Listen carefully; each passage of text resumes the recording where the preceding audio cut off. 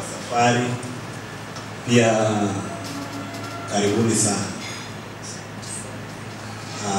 Kwanza na event yetu, ningependa wote tuanze na tutakuwa na kwanza na utambulisho mfupi kwamba mtu atatuambia yeye ni nani, ametoka wapi, tukufahamu tu kiufupi.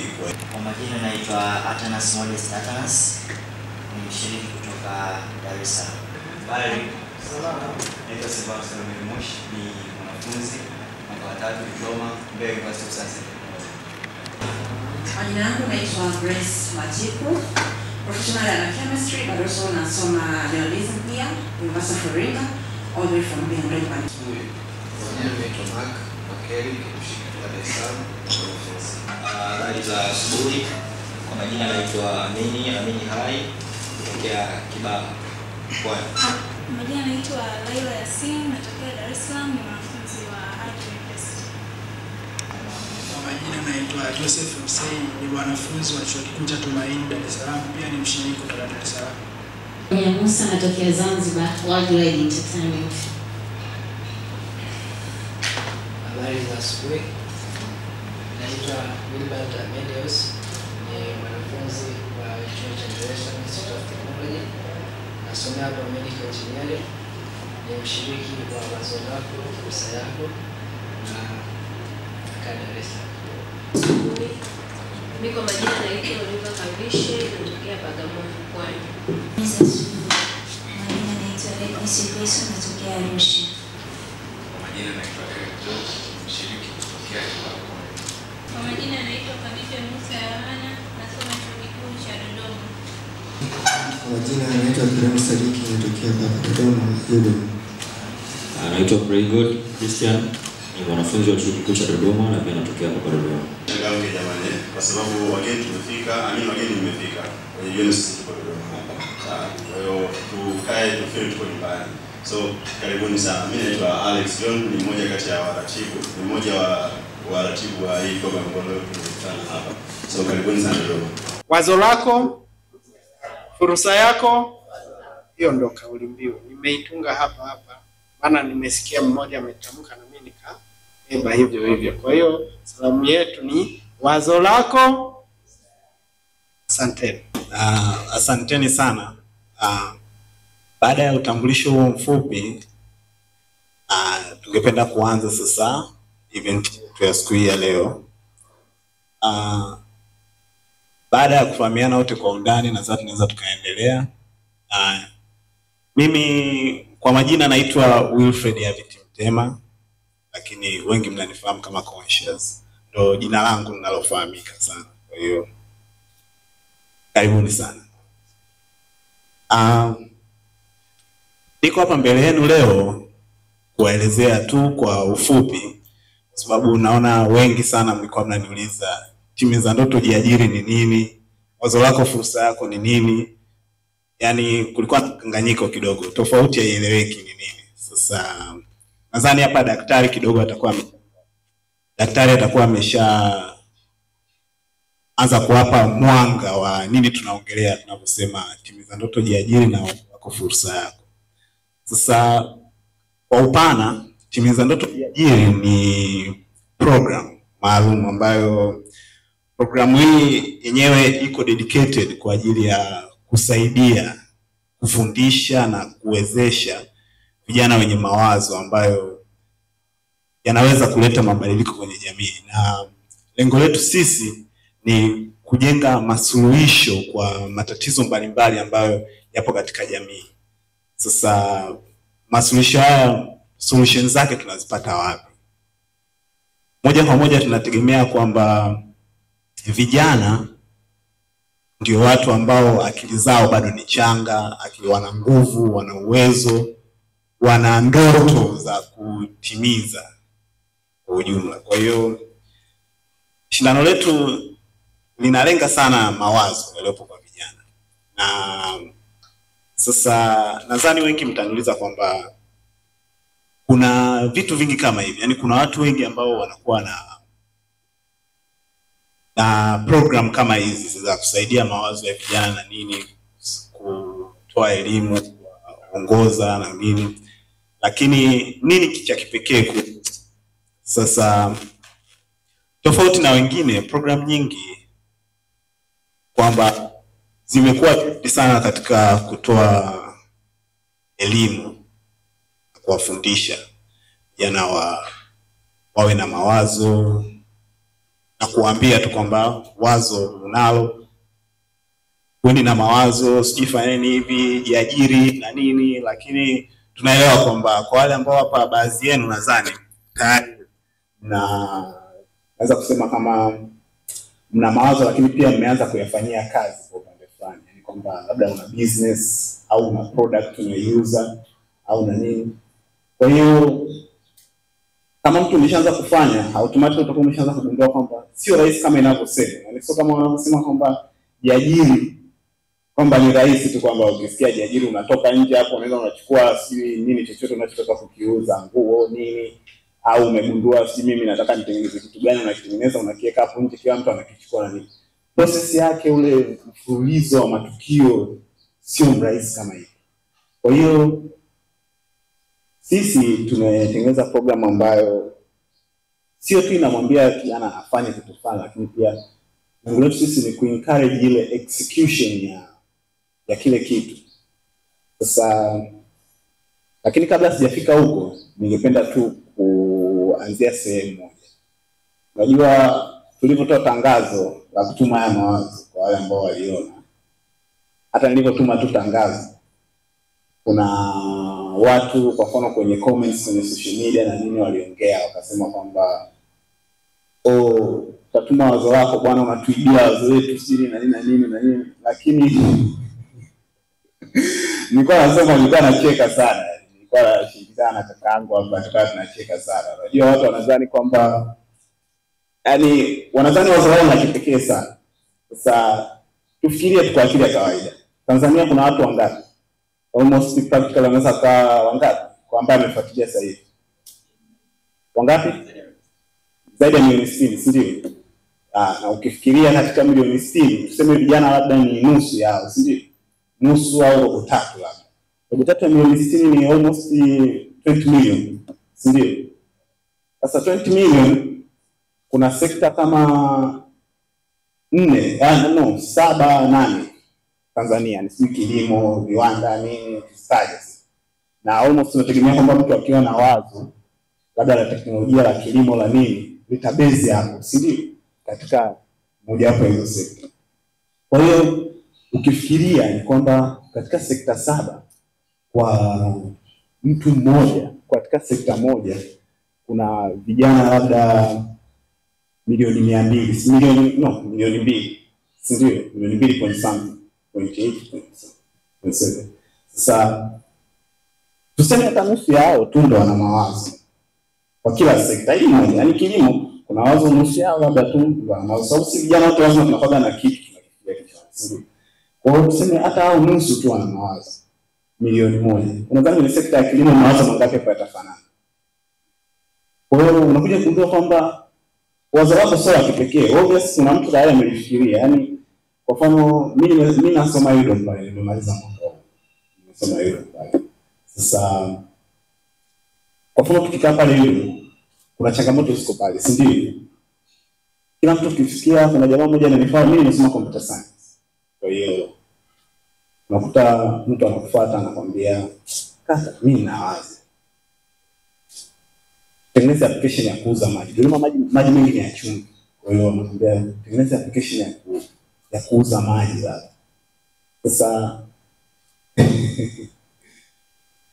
mtu anakuambia tengeneza application ya kuuza maji. Sasa kuuza maji, wazo lako ni nini?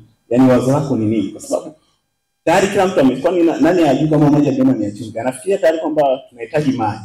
Si ndio? Tunahitaji maji. Tupate maji ambayo yatakuwa ni mazuri, sio ya chumvi. Kwa hiyo moja kwa moja unakuta kwamba yani wazo lako wewe kuna mtu mwingine tayari kalifikiria. Wazo lako wewe sio la kipekee kama unavyodhani. Umeona kwamba kama mtu anataka hata niamini hapa, hata mawazo yetu haya. Sasa hivi take your time, Google wazo lako liandike kwa Kiingereza kwa nini. Utakuta tayari mtu ameshaanza kulifanya, si ndio? Yaani unakuta. Kwa hiyo upokee wa mawazo ya mtu ule kundua hauko kwenye kulifikiria, lakini analitekeleza vipi? Yaani suluhisho lako wewe ndio utakao tofautisha wazo lako na la mtu mwingine. Sio idea, ni execution yako. Kwa sababu ndio unaweza mkawa mnasema idea, same concept kichwani, lakini wote mka execute tofauti kwa sababu ya personality zenu, kwa sababu ya skills mlizonazo, kwa sababu ya ujuzi ulionao, umeona. Kwa hiyo unakuja kugundua kwamba target kubwa katika hili sio tu kuwa na mawazo, lakini pia lengo ni kujenga solution ambayo itakusaidia katika katika kulitekeleza hiyo wazo lako. Kwa hiyo point inayokuja mimi ni kwamba inakuwa ni rahisi sana kila mtu kusema kwamba yeye ana wazo, lakini je, wewe ukiwa na wazo lako unalitekeleza vipi?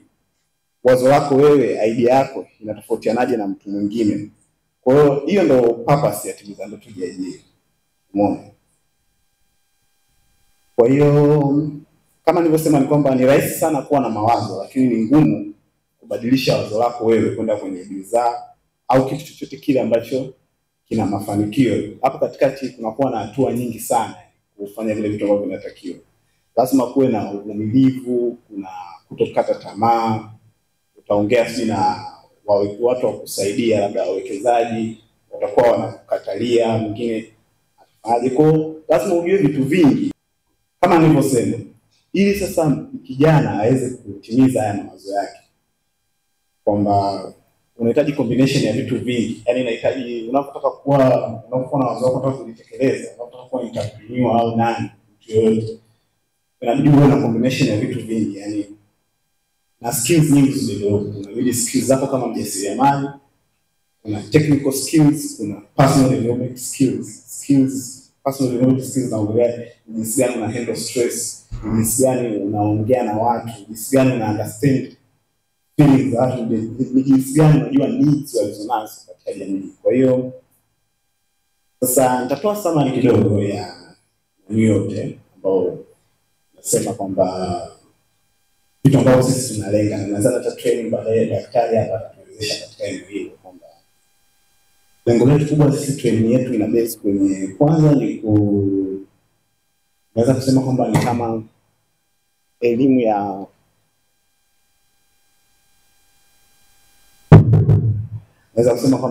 ya ujasiriamali na biashara kwa ujumla kwanza. Na ninachongea ujasiriamali sisemi biashara kama tunavyosema, lakini nasema step mbalimbali. Kwa mfano unakuwa na idea, lakini kitu cha kwanza unachotakiwa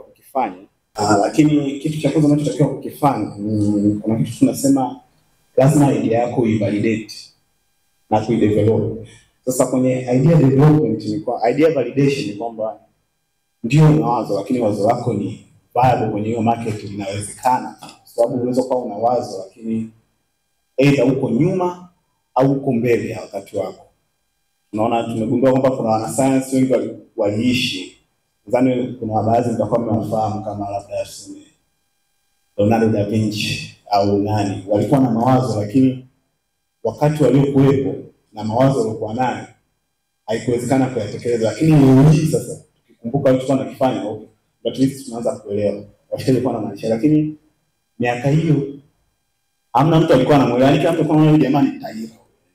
Designiwa ni kwamba by nature ubongo wetu uko tayari kusolve matatizo yote ambayo tunayapitia kwenye jamii. Kwa hiyo automatically tu mtu ukikaa tayari kuna masolution ushafikiria, kuna vitu ushavifikiria, ni kitu gani unataka kufanya, ni kitu gani unatamani kukifanya, kwa sababu umekiona kipo na kinataka ufumbuzi na kinataka nini. Kwa hiyo hilo ndo lengo, kwamba ile wazo unalo wewe, hiyo ndo fursa ambayo unayo wewe ya kuitekeleza.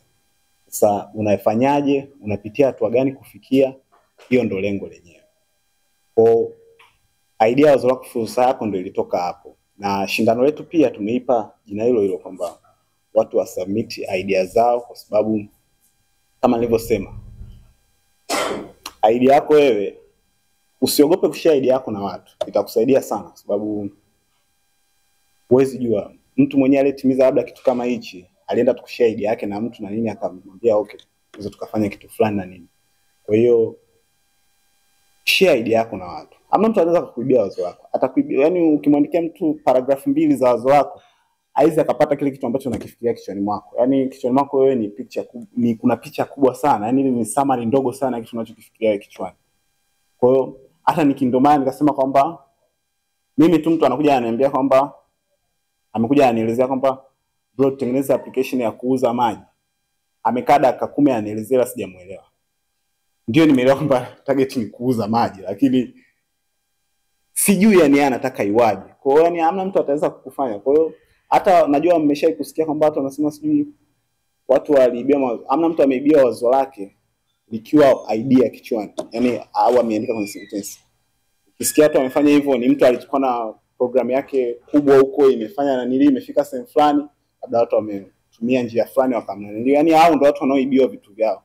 Sio kwa sababu kuna mtu alisema kwamba niona kwenye comment aliniambia kwamba alifanya wazo, alisubmit wazo kwenye shindano, akakuta miaka 2 baadaye kuna mtu kalitekeleza. Alishinda kuelewa kitu kimoja. Alizani kitu anachokifikiria kichwani. Sijui alisema sijui idea yake ilikuwa ni kutengeneza sijui ya tiketi sijui. Ukija pale Udemy kwenye final year projects, so final year projects no. Tukiwa sisi first year, kuna watu wametengeneza application ya kukata ticket za magari. Wako first year, wamesoma course za computer miezi 8 tu, wametengeneza application ya kukata ticket na wameihost kama project. Sisi first year kwamba mnafanya project zenu na nini. FYPN ile ni tunasema software no FYP ni practical training ya first year. Kwamba mna develop softwares za kawaida tu. Kwa hicho kitu wamekifanya watu wakiwa first year wamepewa darasani, tunataka wote mfanye project, mtu akatengeneza pale ticket. Kwa hiyo mtu anaanza kikati nimefikiria mimi application ticket nadhani kaifikiria yeye mwenyewe peke yake. Tayari kuna watu wengi sana wameshafikiria hicho kitu. Umeona? Ndio maana nikasema pia kwamba kama unaona kama kuna mtu anabisha wazo wake kwamba yeye ni pekee sana alipo, aingie mtandaoni sasa hivi ya Google search kitu chake. Lazima utakuta kuna mtu sehemu fulani hata kama sio Tanzania wapi ameshakifanya na ameshakisambaza kwa maana wewe umekiona. Na hajaogopa kwamba nani kwa sababu hamna, anajua anachokifanya. Mimi nakifanya tofauti, mimi nakina upekee gani? Kwa sababu lina mission gani, lina target gani katika jamii. Kwa hiyo lengo la shindano letu ndio hilo. Na pia ni mwanzo tu, kwa hiyo pia mawazo tunajitahidi kuya kadiri ya tunavyoweza kuyatangaza na nini. Ndio maana tutaposti, tutajitahidi kufanya hata mahojiano na nini kidogo kuelezea na nini. Kwa tunapoishia sasa hivi, tutakapozidi kama Mungu akijalia, tutaendelea mbele tukifika mbali zaidi. Kama mtakuwa na sisi pamoja na sisi katika hili, kwa tunaweza tukafika mbali katika hili. Kwa hiyo baada ya kusema hivyo, mimi nashukuru sana kusikiliza. Huo ndio ulikuwa mwanzo wa event yetu hii, utangulizi.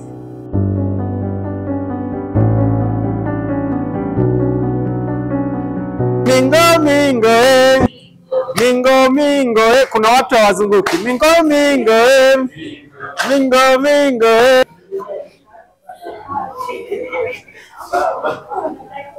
Hapo vipi? Sawa. This is a knowledge sharing session. Kwanza mimi bila hata kutumia hii. Si mnanisikia? Mimi ni mwalimu professional. Mwalimu wa kusomea ualimu. Sio ule wa kubahatisha. Kwa kusomea na nafundisha walimu. Sasa this is a knowledge sharing session. Kwa kuanza zawadi yenu iko hapo. Kwa hiyo kundi namba 1 swali la kwanza, kundi namba 2 swali la pili. Kila mmoja na kundi lake na swali lake. Si ndio? Labda tuongeze ili yaweze kusomeka. Nimeleta maswali haya ili kuprovoke mjadala. Sawa jamani? Kundi la kwanza, uko wapi? Haya, swali lenu linasema ni mbinu zipi zinaweza kutumika kutambua changamoto kubwa katika jamii? Karibu. Sema huu umesi kwamba ni mtu gani ambaye anaathirika na hilo tatizo. A good example according to my idea ni based kwenye upande wa blue economy. Research yangu tuliofanya pamoja na teamwork towards Bahari ni Maisha project, tukaja kugundua Zanzibar kuna sehemu nyingi kuna high wasting current in the ocean. A good example is in the Mtoni. Mpaka hapo tukajua wakazi wa Mtoni na Mto Pepo wameathirika na hilo eneo kwa environmental pollution, air pollution na hivyo. Lakini baada ya hapo tukaja kugundua what the problem is what marine pollution and environmental pollution at the same time. Pale katika ile planet kuna makazi ya watu. Kwa hiyo wale makazi ya Mtoni pale Mto Pepo wanapata athari kubwa kwa air pollution as well as what environmental pollution. Kwa hiyo mbinu nzuri ya kutambua kwamba changamoto iko kubwa lazima ufanye research. Hivyo. Karibu.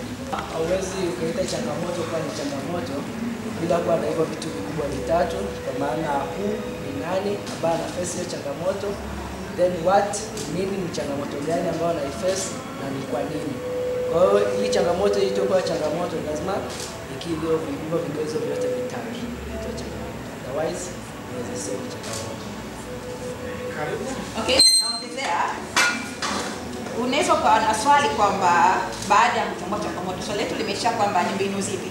So baada ya kujua hilo huwa tunakuwa na 5W+H.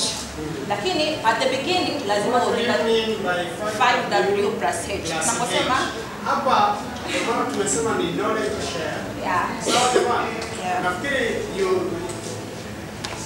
you learn something from there. Simple. Yeah. Knowledge share. At the beginning huwa yani unapotaka kwenda kudeep something kichwani mwako lazima uwe na 5W+H. Tukiwa tuna maana kwamba W ya kwanza ni what, ya pili ni who, ya tatu ni why, ya nne ni when, ya tano ni where, ya mwisho itakuwa ni how. Sasa kwenye how ndio unaanza kufanya nini this implementation. Yeah. Where ni hilo eneo unaenda kulifanyia, nifanye nini, niweke kitu gani, umeona? And when unafanya interval kwamba for how long hii tatizo limekuwa likiwa wakumba a certain community. Ukijua hivyo unakuja kujua athari unapata zipi ili wewe kusaidia kwenye nini, kwenye ile how. So according to our question tumebase kwenye kujua only changamoto, tumezingatia all 3Ws. Asante. Kofi moja kwao. Nafikiri wametufungulia mjadala. Twende, kundi la pili. All research. All sasa ni kwa kutia maneno tu. Mfano kama mimi na rafiki yangu ambaye ameshagusa au ameshatumia product yangu, nikiona naomba feedback. Naomba tu all. Hii ni very traditional way, hata tukia miaka ya zamani ilikuwa tunamuuliza tu ilikuwaje, atatupa feedback. Mimi ndio na construct ile feedback, afu naangalia nawezaje nikafanya implementation na kufanya development. Lakini pia traditional media local radio zetu local. Na uzuri wa sasa hizi uwezo kaamini wanasema kwamba ndio kuna vipindi vingi, kwa mfano kama kwenye radio kuna vipindi vingi ukienda kufuatilizia, yani ile cost ya kukwaya wewe mpaka ufike kwenye kile kipindi uweze kuongea, unaweza kukuta kwanza mfano kama vipindi vya vijana sijui Must FM sijui nini, yani mpaka unafika kwenye ile broadcast yao most of the time yani tulipi chochote, maana wao wenyewe kupata wewe unawatengenezea wao content, wao hawezi kukucharge wewe. Kwa hiyo unafika pale ukwambia bwana mimi ni labda nafanya sijui kilimo fulani ni kijana na nini, anasema is content, kumbe na wewe ni kila anasema use me I use you, tunatumiana. Wewe unapata content kutoka kwangu, lakini mimi napata nilichokitaka kutoka kwako. So I think it's the best and the most affordable, kwa sababu pale nadhani sio tu market fit kwa budget ndogo zaidi. Nadhani hizi tatu ni the best: online na digital survey, all research na traditional media. In case kwamba you have something to add hapo kwa waheshimiwa, ninaruhusu jamani, tunaruhusiwa. Na ndio maana tuko wote hapa. Haubani kusema lolote, sio? Yeah. Kuna mimi nataka niongezee kitu kimoja kwa waheshimiwa pale. Kuna jambo ametoka kuongea hapa. Kuna watu ambao sisi hatukumbuka mfano. Sio? Lakini sasa hivi dunia ishakuwa kubwa sana. Na hizi issue za social media. Nafikiri pia tukiaji kwenye wazo letu hapo, nafikiri itakuwa jambo lingine pia la nne ambalo linafanya kazi kutatua kwenye hilo swala. Tunataka kusala pia. Sababu kuna watu wengi sana, mfano wachekeshaji sasa hivi wanajitokeza. Kuna watu wanachekesha alafu leo kwa tuzo, lakini alikuwa anafanya vitu vyake online. Kama mtakuwa mnafuatilia zile mambo za wachekeshaji. Waliamka tu pao, lakini mimi nimekuja kujua wako dawa wengi, sio? Sisi tunakaa Dodoma, wengine wanakaa Mwanza, wengine wanakaa wapi kule. Tunawajuaje? Nafikiri ni through social media. Tunakaa tunaangalia Instagram hapa, tunaangalia Facebook, unamwona mtu ndio sijui na anga mara sio na nani wale hapo kuna chekesha na hivi na hivi na hivi. Kwa nafikiri pia social media pia sote yani kwa uwepo wake wote, nafikiri pia inakuja pia kuongeza kwenye hilo swala. Narudia kwa kusema kwamba nitaomba kama kuna mtu atakuwa ana jambo la kujazilizia kwenye swala la wenzetu, tufungu jamani. Kwa sababu kuna kitu utakuweza kipata ambacho pengine kilikuwa kuna mawazo nacho lakini kimetajwa na wengine. Maana niamini kwamba hawa ni wataalamu, ni vijana lakini nyote ni wataalamu. So you are sharing knowledge. Isn't it? Kundi namba 3. Timiza ndoto, siamini kwamba inatoa ufadhili wa wazo. Si ndio? Ukiliangalia wazo lako ulilonalo la kutatua changamoto fulani, you need some fund. Where do you get fund to implement your idea? That is a very key question. Si ndio? Ambayo kila mmoja wetu naamini na wazo. Hapa ningepata hela. Mimi hapa wale watu wa bahari, ndoto yako ni kuondoa pollution kwenye bahari, si ndio? Sasa unafanyaje huo mradi wako? Ni kitu kizuri, lakini kuna jamaa hapa ametuambia ukiingia kwenye redio ukianza kukitangaza inawezekana sasa nisiwajibie. Hebu karibu. Kama sasa tunavyosema ni mbinu zipi madhubuti za kupata ufadhili na rasilimali za kuanzisha miradi ya rasilimali ya kijamii. Moja ya mbinu hapo ambayo unaweza kutumia ni kwamba kushiriki kwenye mashindano mbalimbali ambayo yanakusanya mawazo ya watu mbalimbali. Kwa mfano naweza kusema kwamba hii platform ya Timiza Ndoto Kiakili, japo mwalimu amesema kwamba sidhani kama hii inaweza ikakupa ufadhili. Mimi naweza nikasema kwamba inaweza kukupa ufadhili kutokana na wale watu ambao wanatuendesha au wanaendesha hii platform, wale baada ya kukusanya yale mawazo ya watu mbalimbali wanaliko best wao wakalisogeza mbele wakatusaidia kupata nini ufadhili wa hilo swala. Kwa kupitia hizo platform mbalimbali ambazo zinaanzishwa, sio hii tu Timiza Ndoto, na platform mbalimbali zinaweza kusababisha mkombizi wale wawekezaji kuwekeza katika mradi wako. Vile vile naweza nikasema kwamba utazungumzia kwenye upande wa project ambazo za teknolojia zaidi. Mimi nataka nianzishe mradi fulani. Huo mradi wangu unahitaji nitengeneze prototype kwa ajili ya kuiwasilisha mbele za watu, kwa sababu prototype of course inatumia gharama ndogo sana, ili uonyeshe simulation ya mfumo wako nini inafanyika, ili watu wakishaona wanakuwa convinced na kusema okay, mpatie fedha aende nalo mbali zaidi ili afanye real implementation ya ule mfumo wake. Kuendelea kuweza kufanya research yako, ukajua kuna fursa mbalimbali zinazofanya kuweza kutofadhili kupata rasilimali mbalimbali. Unaweza sasa ukatengeneza baada yako prototype au mpango wako ambao umekamilika, na mpango wako ukajitahidi kuonesha namna gani unaweza kuwafaidisha wale wafadhili. Kwa sababu unaweza kufanya research sehemu nyingi, ukaenda kuwekea mawazo yako kwa watu wafadhili mbalimbali baada ya kuwajua, lakini kama una mpango ambao unaeleweka unaweza kuwafaidisha wao kama wafadhili kwa namna ya aina ya ufadhili wanaotoa, unaweza kuelewa. Lakini pia unaweza ukaorodhesha namna za kuweza kudhibiti risks zozote ambazo zitatokea katika mpango wako. Kwa hiyo ndio tunaita mitigation strategies. Pia unaweza ukaonesha namna gani unaweza kukuza ujasiriamali au wazo lako ili waweze kushawishika zaidi na kuweza kutumika ili uweze kupata nini? Ufadhili, si ndio? Lakini kingine ni kwamba wazo lako lazima uandike proposal ambayo ni detailed proposal uweze kuisubmit na kuseek funders mahali fulani, si ndio? Wewe una wazo, saa hizi una wazo. Kama una wazo lazima uliuze. Kama rafiki alivyosema, kama umekaa nalo uliuze, utabaki nalo. Lakini ukiwa na wazo ukaliuza, itauzika. Hili engine hili liwa implemented, budget yake ni hii, si ndio? Ingia kwenye vyombo vya habari, tangaza kama alivyosema, tusaidiane, na kusaidia unanisaidia. Ingiza kwenye social media sometimes, but submit your proposal to possible funders whom you think they can assist you. Kwa mfano mtu wa bahari, unazungumzia mambo ya nini? Environmental pollution, si ndio? Sasa kuna mashirika mbalimbali yanayohusika na mambo ya mazingira, si ndio? Kama umeleta wazo ambalo ni baya, kawapelekea andiko lako, inawezekana wakakusupport. Tuko pamoja. Usitegemea atakuja kampuni atakupatia hiyo hela. Lazima umeshajipanga vya kutosha. Ndio maana amesema lazima uwe na prototype.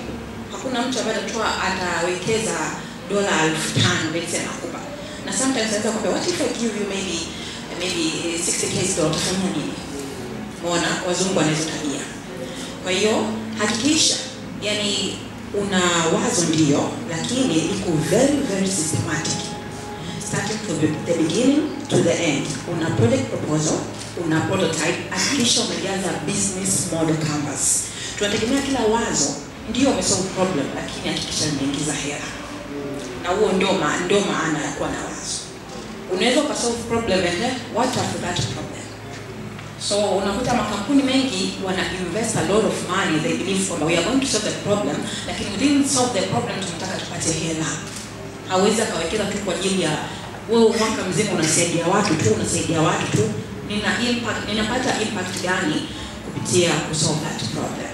So while you are targeting to get a fund, hakikisha unajua kwamba I can get a fund from different maybe organizations. Maybe anataka kupatia hela, anataka kurudishia, anataka kupatia, anataka mwisho wa mwezi, anataka maybe unagawana kwa percentage kwamba maybe 60% nachukua mimi ile invest money and then 40% itakuwa za wewe. So all that is all about what is all implementation and others blah blah blah. Thanks. Kofi moja kwake. Kwa hiyo lazima wazo unapolianzisha hawepo na sustainability strategies ambazo zinakuwa in place to support your project iweze kuwa sustainable. Otherwise unaanzisha kitu, baada ya muda kimefanya nini? Kime collapse. Ndio hicho anachokizungumzia kwamba okay, amekupa fund, then wewe unakaa tu kusaidia, you don't generate income. Will your project be sustainable? It will collapse. That is true. It will collapse. Kwa hiyo lazima pawepo na sustainability strategies. Sawa jamani? Twende namba 4. Lakini tunaenda vizuri. Namba 4. Hapo unahakikishaje kuwa mpango wa ujasiriamali unadumu kwa muda mrefu? Sisi kwanza tunaangalia uhitaji wa soko. Kama mjasiriamali lazima uangalie kwamba soko lina uhitaji gani. Kwa mfano, miaka ya nyuma kampuni ya mawasiliano ya simu ya Safaricom Kenya walifanya utafiti na kujua kwamba kuna tatizo kubwa sana kwenye kutuma na kupokea fedha, especially kwa maeneo ya vijijini. Hivyo wakaja na M-Pesa ambayo mpaka leo inatumika hata hapa Tanzania. Jambo lingine, uboreshaji na ubunifu. Kama mjasiriamali lazima uweze uboreshaji kwenye wazo wako na ubunifu. Nikitolea mfano kampuni ya Netflix. Netflix mara kwanza walikuwa ni kama kibanda cha kuadhimisha CD, lakini leo hii movie zao zinapatikana mtandaoni, kitu ambacho kimeifanya biashara yao kuweza kudumu kwa muda mrefu zaidi na bado itaendelea kuwepo. kwa sababu ya ubunifu ambao mmefanya kutoka kwenye CD kuja kuweka online. Pia kitu cha tatu ni mahusiano na wateja. Kama mjasiriamali, ili biashara yako au wazo lako liweze kwenda kwa muda mrefu zaidi, lazima uwe na mahusiano mazuri na wateja. Mahusiano mazuri na wateja yanakujaje? Kwa mfano, kampuni ya Coca-Cola, Pepsi na zingine mara nyingi zimekuwa zikidhamini mashindano ya mpira na sehemu mbalimbali. Hiyo inajenga mahusiano mazuri na wateja. Kwa hiyo hata tukiangalia mpaka sasa hivi kwa zaidi ya miaka 100 chapa ya Coca-Cola imeendelea kuwepo duniani kutokana na ushirikiano na wateja hao. Pia ushirikiano na wajasiriamali wenzako. Hapo kwenye ushirikiano na wajasiriamali wenzako, mfano naweza kutolea kampuni kama Tesla, wameweza kuungana na Panasonic kwa ajili ya kupata teknolojia ya betri kwenye magari yao yale ya umeme. Kwa hiyo ule ushirikiano wa mjasiriamali mmoja na mjasiriamali mwingine inaenda kufanya wazo lako liweze kudumu kwa muda mrefu zaidi. Jambo la mwisho, kuwa na timu imara. Ukiwa mjasiriamali, kama uko individual, lazima uwe imara kwenye kuseti mipango na mikakati yako kwenye wazo lako. Kwa mfano, nimtolee mfano Steve Jobs wa Apple. Yeye na timu yake alikuwa na mpango imara mpaka leo hii tunaona mpaka imefika iPhone 16. Haikuanzia hapo.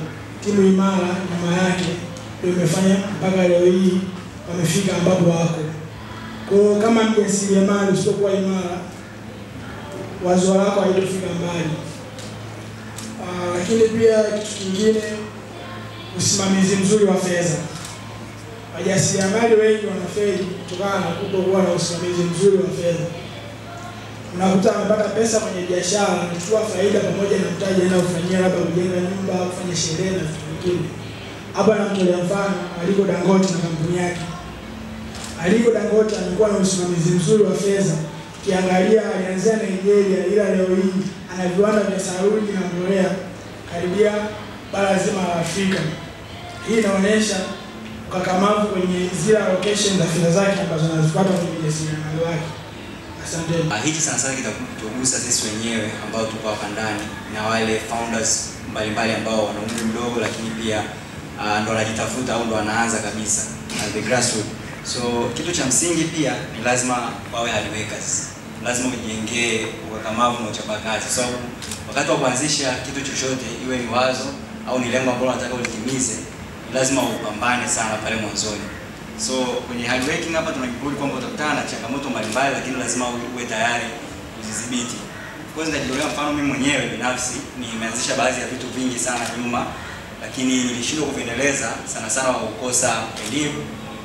Tuachane na support ya kifedha na vitu kama hivyo, lakini wapele vitu vya msingi, kukosa elimu, lakini pia uvivu binafsi na procrastination na vitu kama hivyo. Kwa hiyo vitu kama hivi vinatufanya sisi kutokuendelea na yale mawazo yetu kuishia pale pale.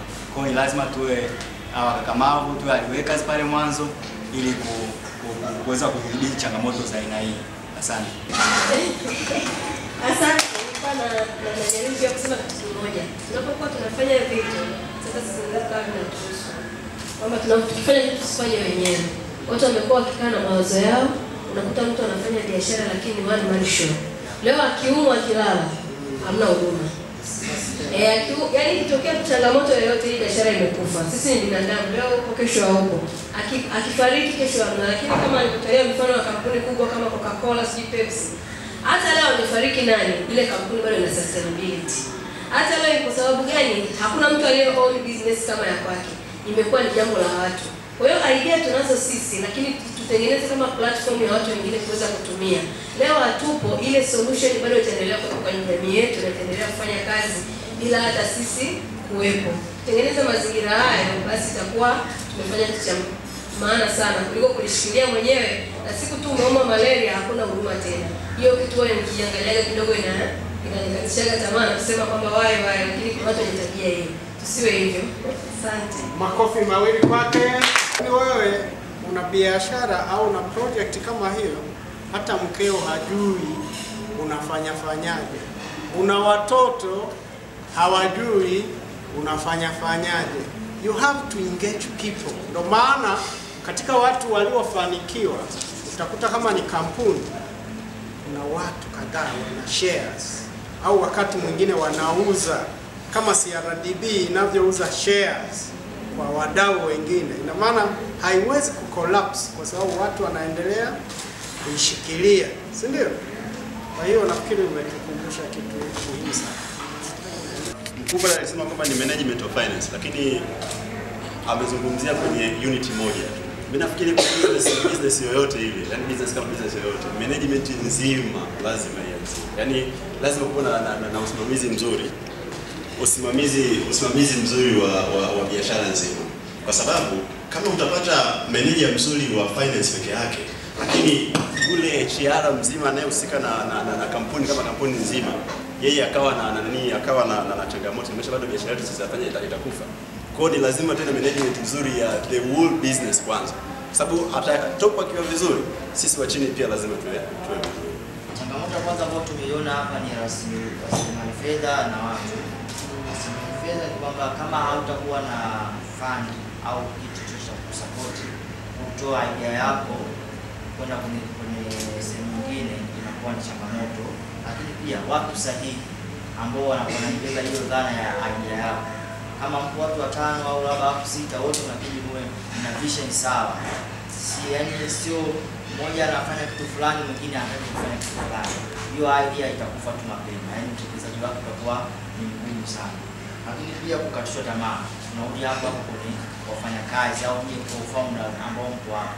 Kama hamtakuwa na ile vision ambayo inaeleweka kwa wote pamoja, itakuwa ni shida. Lakini pia teknolojia, tunajua mawazo mengi ambayo tunakuwa nao vijana kwa sasa hivi, asilimia kubwa sana yamebase katika teknolojia. Na ukiangalia nchi yetu ya Tanzania, tukija kwenye upande wa teknolojia kidogo inakuwa iko chini. Kwa hiyo kuna baadhi ya mawazo ambayo yapo yanahitaji katika advanced level ili uweze kutatua tatizo ambalo liko mtaani. Sasa unakuta teknolojia pia inakuangusha, kwa hiyo unakuwa umeshindwa kutekeleza. Lakini changamoto nyingine tukija kwenye haya mawazo ni kwenye urasimishaji. Yaani mfano kama ni startup unataka sasa kutoka kwenye idea kwenda ile business moja kwa moja, hapa katikati mambo masuala ya formalization ya nini kwa Tanzania, yani ile speed ni ndogo, utakutana na changamoto, lipa hiki, nenda kwa mwanasheria, hao yote mwisho siku wanafanya. Sasa ukikaa chini ukajiuliza hizo changamoto zote, kwa sababu ni mlolongo mrefu na procedure afu inahitaji pia ni hela na muda. Kwa hiyo unajikuta unashindwa kutekeleza hizo vitu kwa wakati. Unaweza hata wazo wenyewe likafia njiani, na sasa nitoe 150 nikafanya hiki na mimi sina, si ndio? Lakini kama labda hii bodi ya startup ambayo iko sasa hivi ya Tanzania Startup Association, kama wataleta sera nzuri kwenye urasimishaji wa hizi idea kwenda kufanya formalization ya hii idea kwa business, hii sera ikawa nzuri, wakawa wasaidia vijana, itakuwa inarahisisha na mawazo yanaweza yakafika mbali zaidi. Kwa jinsi ambavyo swali tunataka, swali ambayo nataka ni kupanuliwa kwa hizi idea, jinsi ambavyo inaweza kufaidi jamii nyingine, jinsi ambavyo inaweza kufaidi kutokana na nini na jinsi ambavyo kile kitu tunacho. Mfano rahisi naweza nikatolea mfano ni software ambazo huwa zinagundulika kila siku. Sasa zile software tunawezaje tukazipanua zikafikia kwenye jamii nyingine ambayo ilikuwa tunazitengeneza, hiyo jamii inaweza kutumia maana hicho kitu. Kwa niko nacho sasa hivi, pointi ambayo niko nayo, kuna cha kwanza ni research and analysis challenges. Hizo challenges ambayo Kiswahili wanasema ni utafiti na uchambuzi wa changamoto, kwamba jamii ile ambayo tunaenda kupanua ile idea ambayo tuliko nayo, kwa hiyo kwenye hiyo jamii na yani wana changamoto gani ambayo mpaka tupeleke kile kitu ambacho tunacho kwao. Kingine ni kuboresha na kukabiliana na mazingira, kwamba mazingira yao yana changamoto gani na idea yetu tutaenda kufanya nini kwenye ile jamii. Kingine pia ni ujenzi na uwezo wa mafunzo. Hapa tunachukua pia tutoe mafunzo kwa ile jamii ambayo tunapeleka utatuzi wetu kwa ile changamoto waliokuwa nayo.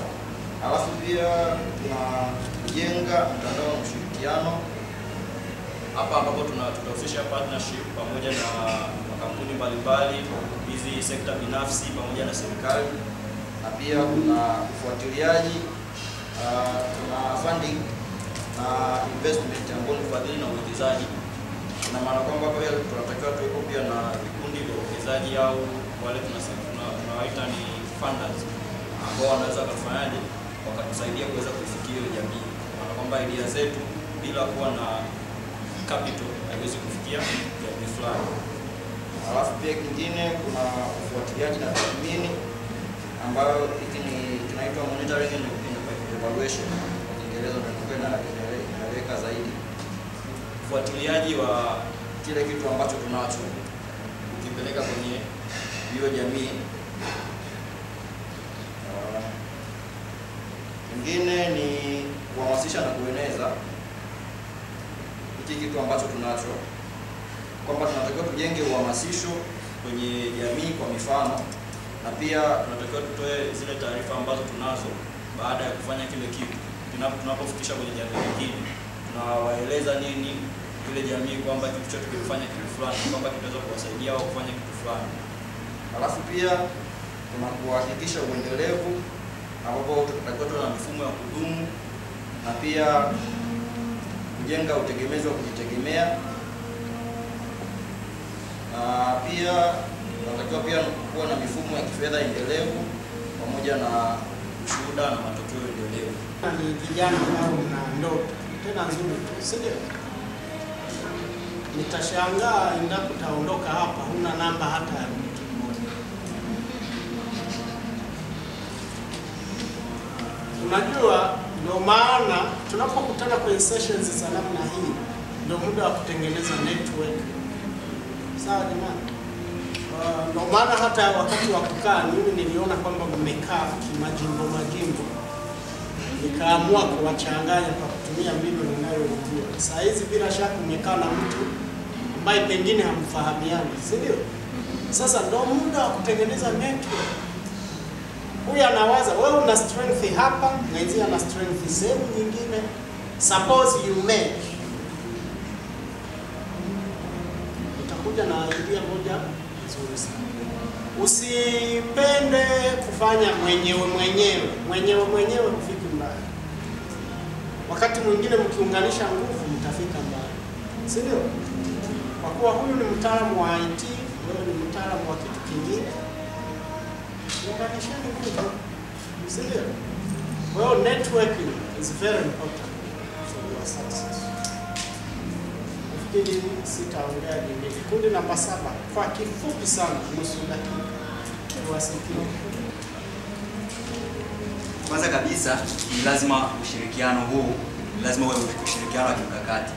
Tunaposema ushirikiano wa kimkakati tunamaanisha kwamba ushirikiano ambao wewe kama mjasiriamali unategemea kubenefiti vipi, lakini pia yule ambaye unashirikiana naye na yeye atabenefiti vipi. Kwa hiyo lazima uwe ushirikiano wa kimkakati na lazima uwe na mipaka kwamba tutashirikiana katika stage hii na hii na hii.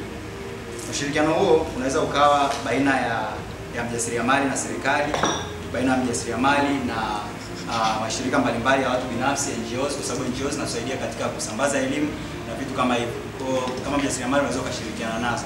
Na tunaposema serikali ni muhimu kwa sababu serikali ndio mamlaka.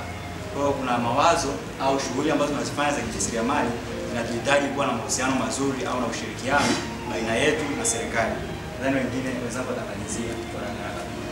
Kama alivyosema ushirikiano wa kimkakati, lazima kuwe kuna system ya, lazima kuwe na effective communication. Nikizungumzia effective communication maana yake kuna system ya feedback. Maana yake wewe umeshaweka mipango, lazima upate feedback. Hii huduma anayotoa au mjasiriamali chochote anachofanya, je, unaowahudumia wanapenda huduma hii? Lakini pia lazima kuwe na positive relationship. Je, unahusianaje na watu ambao unaweka nao mipango? Maana usipokuwa na positive relationship, maana yake hata watu unaofanya nao mipango wao wajasiriamali, maana yake hawatakupa ushirikiano wewe kama wewe. mjasiriamali na mjasiriamali watakapokuwa wameshirikiana kwa pamoja, watakuwa wametengeneza biashara pamoja, kwa sababu kila mmoja atakuwa na audience wake ama atakuwa na target ambayo ataitegemea kwa wakati ule. Kwa hiyo lazima wawe na kushirikiana. Kofi moja kwao. Tujibu. Mimi sina kitu kipya sana zaidi, na mimi najifunza kutoka. Sawa. Lakini hebu tuangalie tunapozungumzia hapa entrepreneurial development training. Angalia elimu, ingawa nimeona wengi wenu ni graduates from universities. Kuna ambao form 6 leavers. Well,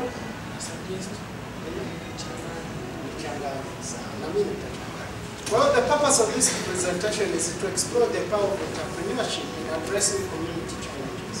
Tunajaribu kuangalia nguvu ya entrepreneurship. Entrepreneurship ni nini? Ujasiriamali katika kutatua changamoto za jamii. So far wewe unapokuja na wazo lako, wazo ni that challenge, huku na wewe you get something. So we will dive into how creative problem solving, innovative thinking and entrepreneurial spirit can transform local issues into opportunities for growth and positive change. Kwa lugha nyingine tunategemea you change, yani unachukua zile challenges, you change challenges into what? Opportunities. The community is facing a certain challenge. You see? Then you take the challenge, you change it into an opportunity. Hiyo maana rahisi tu. Kwamba kuna changamoto. Sasa wewe unaigeuza ile changamoto kuwa fursa upande wako. Si ndio? Kuna mtu mmoja niliona ameandikia kitu fulani kwamba wangapi mmepanda SGR? Wangapi mlishapita pale kwenye mahandaki? SGR. Bila shaka mnasikia ile kelele ya pale. Kuna mmoja nani aliandikia hilo? Sasa yeye akawa anaangalia namna anavyoweza ku address ile changamoto. That is a challenge, but we are changing the challenge into opportunity. Sawa. Unaona kwamba wakulima wengine mmeandikia wakulima. Wakulima wanauza bidhaa zao au mazao yao, lakini katikati kuna middleman. Kwa hiyo unakuta kama kuna mzungu anahitaji kununua parachichi, mpaka pite kwa middleman. Middleman anakula percent, halafu wewe yule mkulima anapigwa. Si ndio? Sasa wewe una create platform kwamba mzungu aliyeko Marekani ana uwezo wa kununua moja kwa moja na mwananchi wa Njombe ambaye anaongea Kinyakyusa. Si umetengeneza solution leo, kesho imecollapse. Umetengeneza network au mtandao ambao unafanya 1 2 3, lakini baada ya muda umecollapse. Akina hao wamiliki wa Instagram wasingekuwa billionaires. Wamiliki wa Instagram, Facebook and WhatsApp wasingekuwa billionaires. Lazima unapowaza chochote utakachowaza, wazo lako utakalojikana, waza sustainability. Wanaita ni nini? Uendelevu. Na mbinu moja wapo ametuambia, kama wewe ni one man show, you will not reach far. Sawa, utastaki. Sasa wewe mshika sijui mpiga picha ndio wewe mwenyewe, kama sijui video utengeneze script type mwenyewe, one man show, nataka nile, lazima ile unganisheni vipaji kama mko watatu, wanne, watano, tengeneza kitu. Mkiwaza mkiwa watano ni tofauti na mkiwaza mkiwa peke yako. Tuko pamoja? Kwa hiyo creating solutions that are sustainable, impactful and community driven that really solve the challenges that are facing community. Kwa hiyo tusiangalie tatizo kanapo face watu watano unasema ni tatizo. Hilo sio tatizo. The magnitude ya tatizo ni kubwa kwa kiwango gani? Ni kubwa. Kwa mfano, ningekuwa ni wewe nikikupa duka mbili uwazi sahizi, in terms of ni changamoto gani unafikiri wananchi wanaifface katika swala la mawasiliano na ungetatua?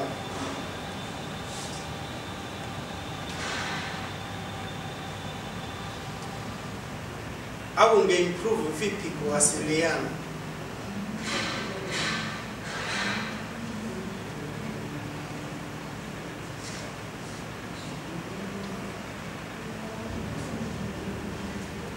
Haya, niwape wazo moja. Siku hizi wewe unaona simu zinaisha charge sana, si ndio? Zinaisha charge sana. Suppose mtu kaja na device ambayo mtu baby charger. Yaani kwamba wewe unakuja na system ambayo mtu tu anaweza kufanya afanyavyo, simu ikajirecharge, laptop ikajirecharge, ukaondokana na mambo ya umeme na nini. Saa hizi tunaambiwa hapo ni hapo unatengeneza kitu hicho. Unatengeneza hasa kwenye upande wa charging system. Una kitu. Kwa hiyo mara nyingi na wakati mwingine usifikiri kwamba utaibuka na kitu chako mwenyewe. Wakati mwingine sisi kwenye research tunasema unaendelezea wenzio walipoishia. Anzia pale. Si ndio? Kwa mfano, huko nyuma watu walikuwa kuwasiliana labda face to face, zile video call ilikuwa ni mpaka Skype, sijui ni vitu gani, lakini baadaye wameleta kupitia WhatsApp, watu wanawasiliana, wengine wanatumia. Yaani wewe una create kitu ambacho unafikiri you add value.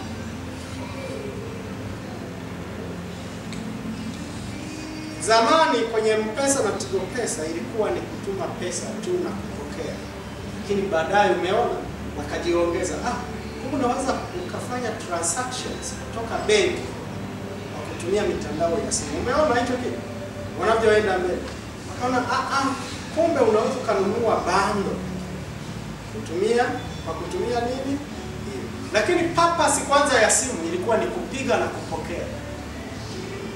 Kupiga na kupokea basi.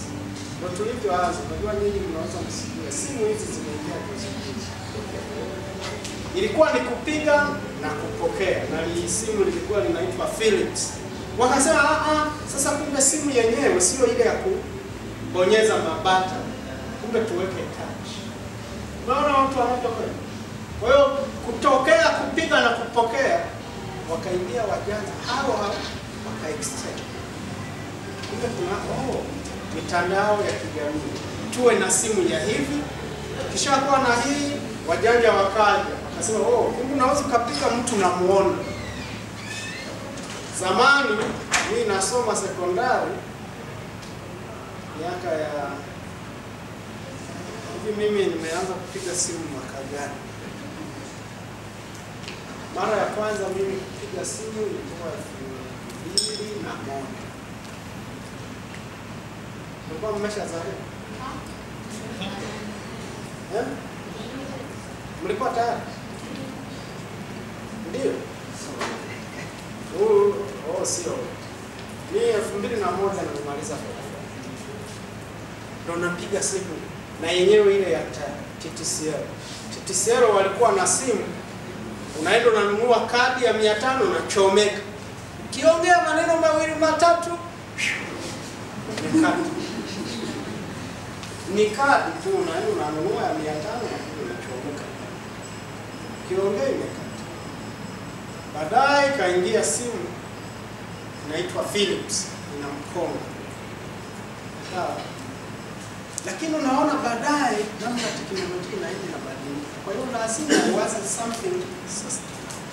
So entrepreneurs are not just business owners. They are problem solvers and change makers. Tuko pamoja? They are problem solvers and change makers, capable of turning obstacles into opportunities and inspiring others to do the same. Inspiring others to do the same. Kwa hiyo lazima tujifunze kuwa problem solvers and change makers. You have to bring changes to the community. Kama leo ukija na umeona watu wanalalamika bili za maji tunabamikwa. Suppose wewe ukaja na mfumo ambao more user friendly, ambao uko accurate, haondoa changamoto hii.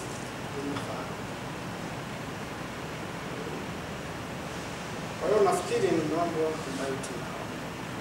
Kwa hiyo cha kwanza tunapozungumza katika kuandaa wazo la papo, there is identification of the problem.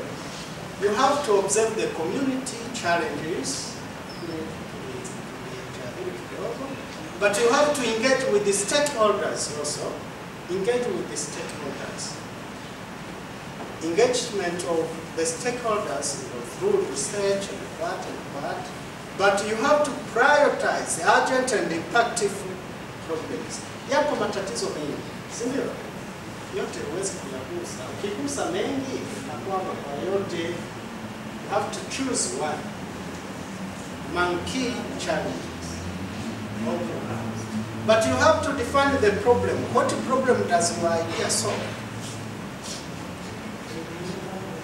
Who are the target audience?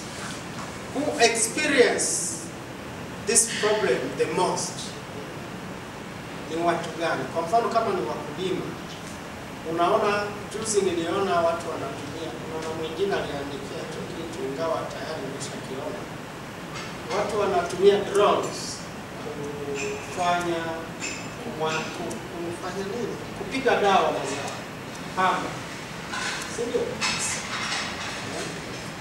Sasa wewe ungekuja na hapo na mambo mengine, mtu amewaza naona wewe huko nyuma tumesikia drones zinabeba dawa, zinasambaza. Kwa hiyo badala ya kutumia magari nini, wewe tu unatuma kifurushi cha zahanati huko Sumbawanga, inabeba kutoka bohari ya dawa Dodoma au Dar, hiyo inatoa dawa zao pale. Unaona? Target audience. Kwa hiyo ukitarget audience ambayo ni ndogo, tegemea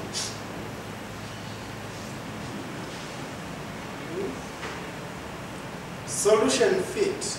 How does your idea address the problem better than existing solutions? Remember, alipokuwa anasema mratibu hapo, si kwamba wewe unakuja na wazo peke yako, yapo mawazo mengi. Sindio? Lakini how does your idea solve that problem better than others? Remember, hatukianzisha kuna competition. Kwa maana huyu wa Coca-Cola alipoanzisha kwa Tanzania nafikiri ni Reginald Mengi. Coca-Cola kaja, lakini kuna Pepsi, kuna nini. Maji haya. Viwanda ni vingi. Sasa utawezaje kuishi katikati ya competition? Still sio hao wote ya basi. Kwa hiyo kuna issue ya brainstorming potential solutions, idea generation, brainstorming potential solutions, lakini involving diverse perspectives, refining ideas through analysis. Lazima ufanye critical analysis kuona how viable your idea is. So idea validation is a crucial step in entrepreneurship. Idea validation, lazima uhakikishe kwamba kweli hili wazo langu ulivalidate, uliangalia kwamba kumbe linaweza kusolve na linaweza likasaidia na likapokelewa na watu. Maana wakati mwingine unaweza kawa na wazo lakini lisipokelewe na watu, au ukajikuta umepoteza muda na resources. Is a crucial step in entrepreneurship, helping to determine if a business idea is viable before investing significant time and resources. So, in an entrepreneurial and business training program, you can structure the idea validation process into clear, actionable steps. Lazima ufanye liweze kutekelezeka. Kama rafiki so kama rafiki ni platform ambayo inatumia unajua size na kama nilivyosema mwanzoni, sisi kwenye generation yetu sisi information ziko nyingi. So now kuna climate data nyingi. Kuna kama size unaweza ukiangalia sema temperature ya Islam almost same zote ambazo public dunia ambazo data zake zipo na inaorganize kwa namna ambayo mtu wa kawaida yoyote ambaye akiingia pale akisema labda Mafinga namwambia the who's as nategemea na mtu yuko kwenye sekta gani. Mfano kama mtu ambaye yuko kwenye fashion namwambia labda Mafinga size ni 32 au labda 27. Hii inamaanisha kwamba wewe uko kwenye sekta ya fashion, ukitaka ku navigate kwenda Mafinga consider vitu fulani, au uko kwenye kilimo unaenda Makambako au unaenda Njombe.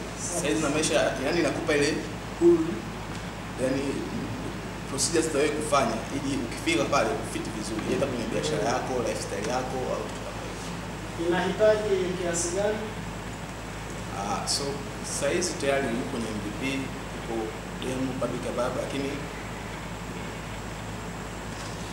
I think $5,000 kwa sababu ndio sio I think ndio yenyewe ambayo ipo sema sasa production nzima imeshakamilika. Yako inaonyesha hiyo. Yeah, lakini pia tumeshaanza kuitest. Oh wow. Baadhi ya hospitali kwa sababu pia mfano kama wiki zilizopita 2-3 nikapata new market fit kama hospitali. Hiyo hospitali sisi huku kwetu unajua afya na hali ya hewa ni kama mtu kama paka na panya. Huwezi kuwa na hypertension afu ukawa unaishi sehemu zenye labda uko high sea level above sea level. Kwa kuna namna ukienda hospitalini keep track ya zile data za hali ya temperature kwa muda huo ambao ulikuwa unalogoliwa juu labda kutokana miaka milioni 3 iliyopita kwa Morogoro na kutokana na hewa hii inaweza kafika labda ndio maana nimepelekea wewe labda blood pressure yako kuathirika hivi na hivi. Sasa hayo ndio mawazo. Sasa twende kwa jirani yako na yeye amesema ana proposal. Mimi ya kwangu ni kupunguza uharibifu au wanasema post harvest loss, mazao ya kilimo hasa matunda yanayoharibika haraka kupitia teknolojia ya ukaushaji. Ukaushaji kama machungwa, maembe, ndizi, nanasi.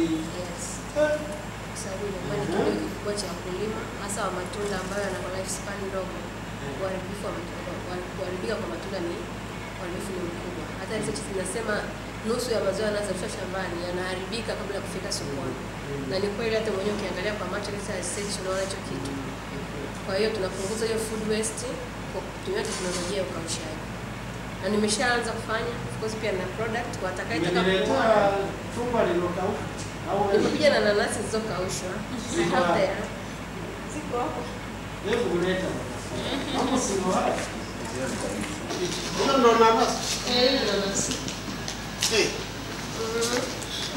Sasa hii inaweza ikakaa muda mrefu kuliko fresh one ya kilimo. Kwa hiyo tunafanyaje? Unaweza ukaonja. Hili ni shilingi ngapi? 5,000. Oh, hili lote ni shilingi 5,000. Hiyo ni 5,000 package. Hebu nionjeshe kwanza. Chukua. Mjasiriamali. Naomba kumuuliza. Ndio. Ya samani. Package yako ni inakuwa na hii version nini? Hiyo package moja pekee yake au uko na tofauti? Kwenye kila kwa mfano kama ni ya fenesi itakuwa na fenesi na maelezo ya fenesi. Samani. Nauliza. Ya package yani the size of package ni hiyo pekee yake. Of course pia katika test nilikuwa nazo mbili, lakini hii ndio package iliyokubalika. Sasa kuna wazo la ushauri. Tuna limit wateja wetu. Kwa sababu gani? Hapa walioko ndani hapa wanaweza kutoa 5,000. Lakini naamini kutoka pale nje kuna watu waweza kutoa shilingi 1,000, kuna watu 1,000, kuna watu 2,000. Kwa nafikiri pia hao ungejaribu kuzingatia zaidi. Na asante, umeniongezea pia na unaendelea kunisaidia kwa sababu pia kuna mwingine hapa maoni kama haya. Nikasema I have to make na mara nyingi wateja wazuri ni wale wa awali wanatokea kidogo. Mwingine anasema kama ni 2,000 yangu na 1,000 mimi nimejesha. Ya sure. Nasema kitu. Alafu mbona nanasi moja sasa unatoa vifuko vitano? Inategemea no. Ukikausha inaondoka maji inaisha. Hapa ni mananasi mangapi? Si unajua unasema wewe unafaidi mara mbili. Maji ya nanasi ndo nanasi yenyewe. Unaona kwa sababu nanasi linakuwa likubwa lizito, lakini ukilikausha inaisha. Yale maji yanaenda. Sasa hiyo nadhani ni chemistry zaidi. Yanaondoka kwa njia ya mvuke. Tuendelee. Sawa. Wakati na yeye anaendelea kugawa nanasi. Kwa hiyo kuna documenting the idea in market analysis, outlining financial projections. Financial projections. Rafiki, kwenye proposal yako financial projections uliweza kuwaza kwamba hili wazo likitekelezeka monthly unaweza kuleta hiki. Ulifanya hivyo? Naweza kujibu kama ifuatavyo. Yaani kabla sijafika hapa, before nishakuwa na yani cohorts, kwa kwenye cohorts ambapo tulikuwa tumeelekezwa the templates financial projection, ambapo ndo akawa tabia huwezi kuweka budgeting bila kujua hii systematically ya kila kitu. Kwa hiyo tunaingia sokoni, unaulizia gharama hichi na hichi na hichi na hichi kinakaa vipi, wewe unaona kukiangalia vipi. Kwa hiyo hadi gundi pia niliweka kwenye tunahitaji adila ya gundi, kama ni 2,000 na itia pale 2,000. And final touch unakaja kujua total amount. Kuna creating an implementation strategy. But seeking support and funding, that is the issue we are discussing.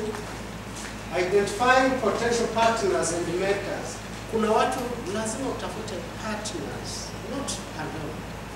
If you go alone, you are likely to fail.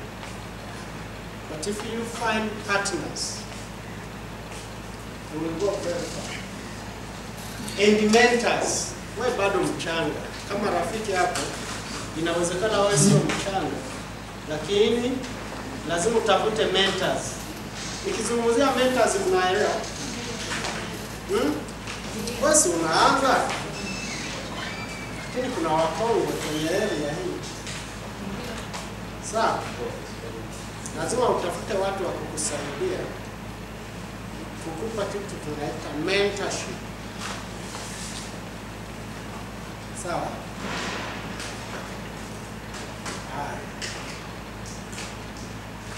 Applying for grants and pitching to investors. Nafikiri tulishazungumzia hiyo.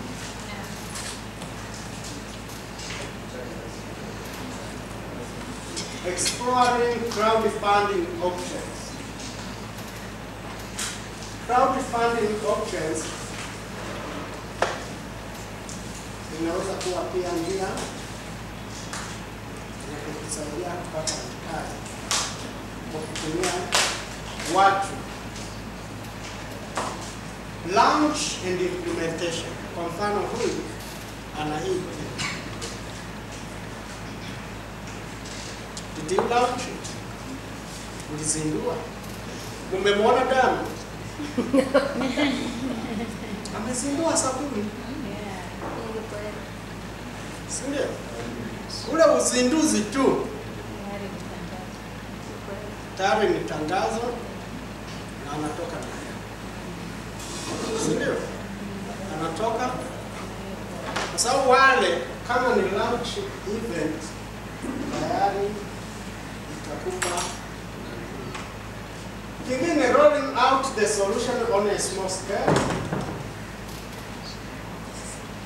Mara nyingi tunapoanza kutekeleza, usianze kwa scale kubwa, kwa watu wengi sana, utashinda. Utafanya nini? Utashinda.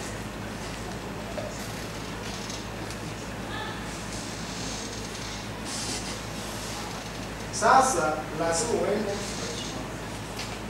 but monitoring progress and collecting data. Monitoring progress. Ukishaanza, kwa mfano wewe ambaye tayari unasema Kibaha kule Bagamoyo unauza, kama mmepeleka, wakati mwingine unaweza, naona wengine wanafanya, badala ya kuuza, tengeneza partnership na maduka, supermarket, unawapelekea. Au unaorodhesha supermarket, hii nimepeleka mifuko 10, hapa 10, hapa 10. Na waahidi commission kidogo, ili uone kama bidhaa inaingia kwa walaji. Lakini unachokifanya wewe ni kuangalia mapokeo. Je, fulani leo jana nilileta 20, hivi uliuza ngapi? Niliuza 15. Umeona? Na wewe 10. Kumbe kwa siku zinaweza zikatoka kadhaa. Research. Sasa utaanza kwa wachache, mwisho wa siku biashara ina. That is monitoring progress and collecting data. Evaluating initial success. Evaluate the initial success. Baadaye tuangalie mambo ya sustainability. How sustainable is ensuring financial viability. Balancing profit and social impact. Establishing long-term plans. You should have long-term plans. Malengo yako ya baadaye ni yapi? Iwe ya nanasi, ya embe, ya nini. Sasa wewe, siamini kama kuna mtu, kwani kuna naye jua wewe unakausha. Hakuna wa kukuibia wazo. Community involvement is very important. Engaging local stakeholders. That is very important. Kuwashirikisha jamii. Promoting co-ownership. Wakati mwingine, ili uongeze mtaji, unaweza kupromote co-ownership. Njoni tuwekeze, leta mtaji kwa shares. Tuunganisha, kama biashara imepokelewa vizuri, kama ulikuwa unazalisha vipakti 1000 kwa mwezi, mtaji ukiongezeka, una uwezo wa kuzalisha vipakti 10,000 kwa mwezi. Build trust and transparency. Trust and transparency. Uwazi. Challenges and solutions. Identifying potential obstacles. Lazima uwe tayari ku-identify obstacles. Mradi wako au wazo lako. What are the key obstacles? And how do you resolve them? Risks. What are the key risks? Kwa kila kitu unachokifanya lazima uwaze. Hivi riski za kufanya hiki ni zipi?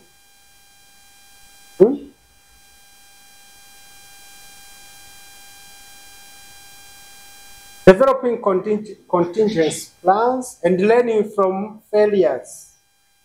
Lazima kama kuna watu walifeli kuimplement mradi fulani au kuna mahali umekwama, usikate tamaa. Iwe ni sehemu ya fundisho kwamba napaswa nifanye nini ili. Kuna changamoto ya fedha. Sasa usikate tamaa ukarudi nyuma. Unafanyaje ili wazo lako liendelee? Kumbe unaweza kufanya hiyo co-ownership. Badala ya kwenda peke yako, okay, wewe si mtaalamu wa, pengine mtaalamu wa kompyuta, lakini kwenye social media kudesign graphics and what, sio mtaalamu. Why can't you invite somebody who is expert in graphics? mkatima ili mwisho wa siku msogee mbele.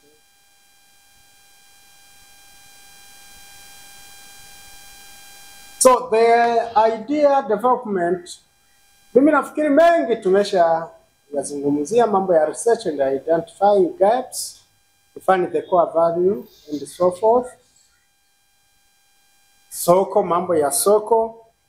Kwa hiyo hii ni kama ni marudio ya kile tulichokuwa tunazungumzia, lakini kuna hii business model development, tulizungumzia nafikiri creating a sustainable model, kwamba a strong business model defines how your idea will generate revenue and sustain itself. Kwa hiyo kuna mmoja alizungumzia Netflix, nafikiri lazima uangalie kizungumzia marketplace, connect buyers and sellers. Kwa mfano Uber, hebu fikiria mtu wa Uber, au mimi huwa natumia nini Bolt. Hebu fikiria wangapi mnatumia Bolt? Fikiria yule mtu aliyekuja na kitu kinaitwa Bolt. Anakula hela tu, ametulia. Yaani nyinyi mnampelekea tu hela, yeye amekaa mezani, alisha generate, watu wanajiunga, amekaa, hela inamkuta aliko. Kwa sababu naambiwa anachukua asilimia ngapi? Nafikiri ukilipa 2000 na nadhani anaweza kawa nakula si chini ya 200. Ndio. Sasa yeye amekaa, ila anakula. Kwa hiyo direct sales, selling directly to customers, kwa mfano e-commerce stores na kadhalika. Identify revenue streams. How will you make money? Yani ensure pricing is competitive yet profitable. Kwa hiyo hata kama unaingiza, kama wewe hata kama unaingiza bidhaa yako kwa wateja, lazima uangalie pricing iwe ni competitive but profitable. Isiwe bei kubwa, mwisho wa siku bidhaa yako tabaki nayo mwenyewe. Lakini siwe ndogo pia ukapata hasara.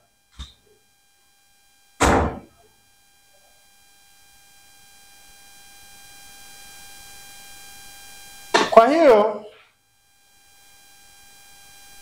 you have to define key resources and partners, identify suppliers, technology needed, human resources and partnerships.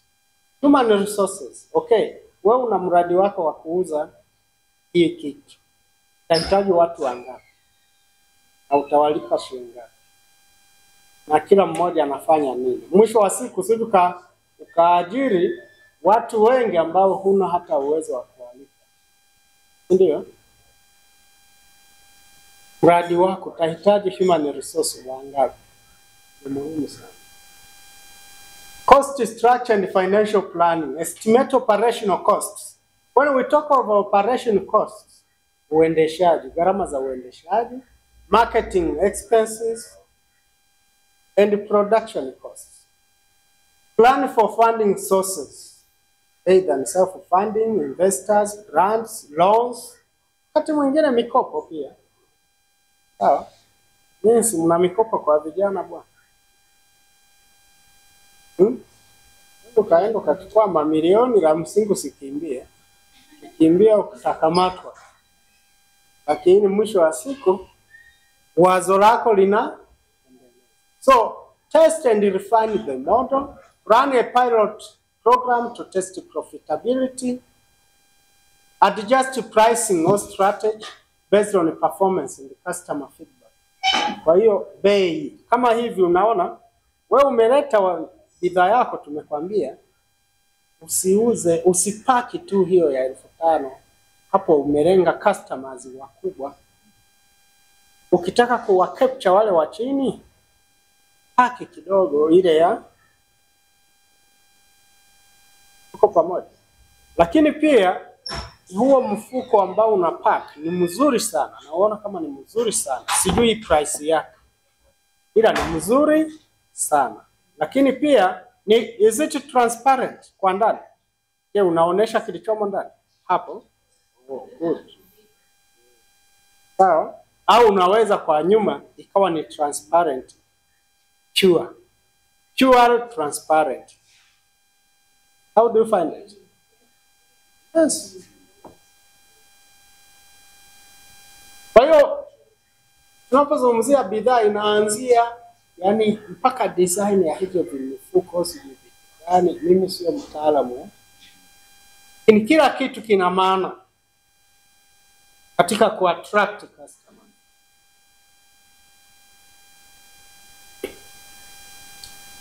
Mambo ya networking and pitching, connecting with the mentors, investors and the partners, nafikiri tumeyazungumzia. Si ndio jamani? Strong relationships can open doors to funding, guidance and growth opportunities. Yani kadri unavyo connect na watu wengine ndivyo utakavyo. Na wakati mwingine usione aibu kuuza idea yako. Zinapotokea forums za vijana za mtu huko Sabasaba kwa mfano. Ndaweka hema lako, uza hii. Tapita waziri, hii ni nini unamuelezea kama ulivyotuelezea. Atapita wafanyabiashara wakubwa atasema you have a very good idea. Tukua tukitafuta mtu wa hivi muda mrefu, please chukua business card yangu nitafute kesho.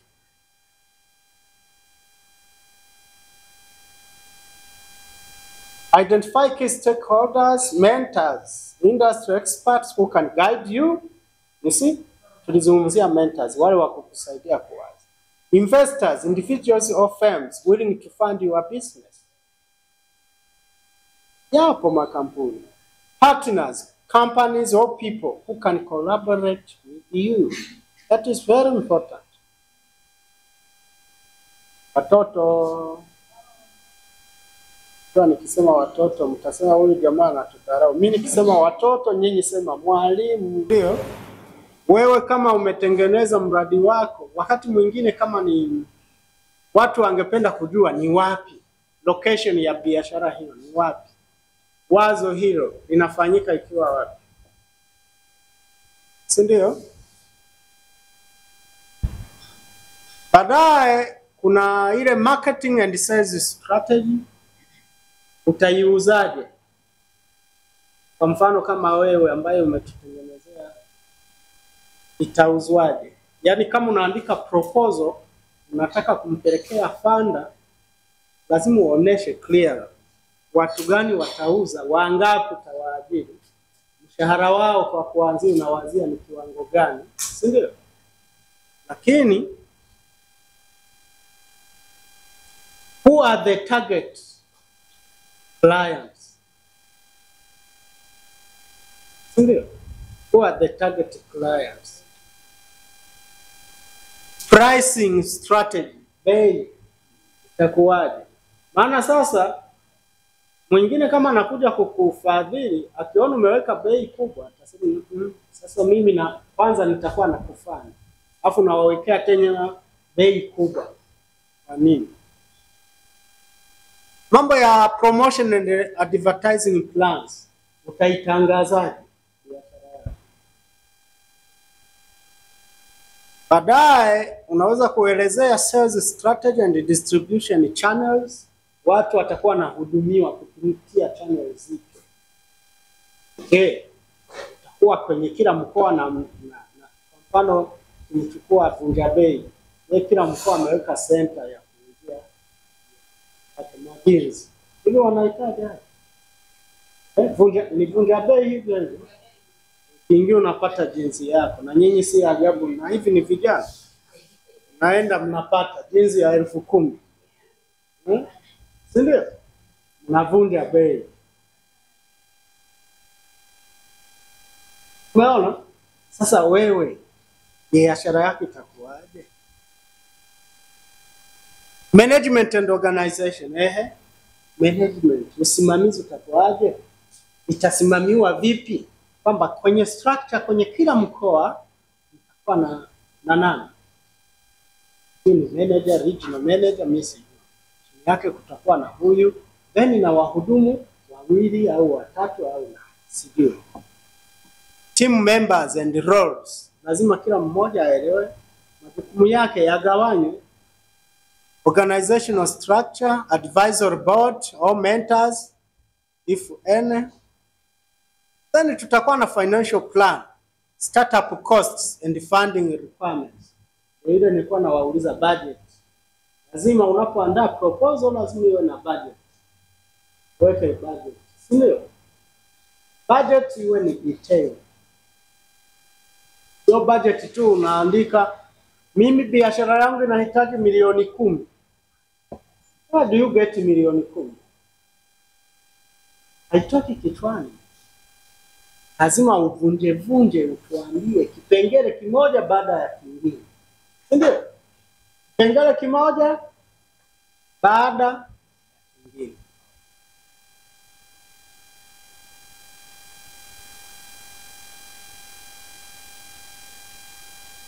Lakini kuna kitu tunaita risk analysis. Hii risk analysis ni muhimu sana unapoandaa biashara. Kwa sababu what are the risks? Kwa mfano. Wewe madam umeandaa hii au tuseme ni maziwa. Maziwa ambayo expiry date yake inachukua labda span inachukua mwezi mmoja.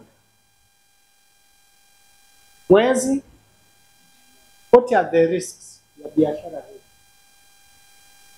Suppose limesafiri gari ikafika njiani limebeba maziwa yako ikaharibika.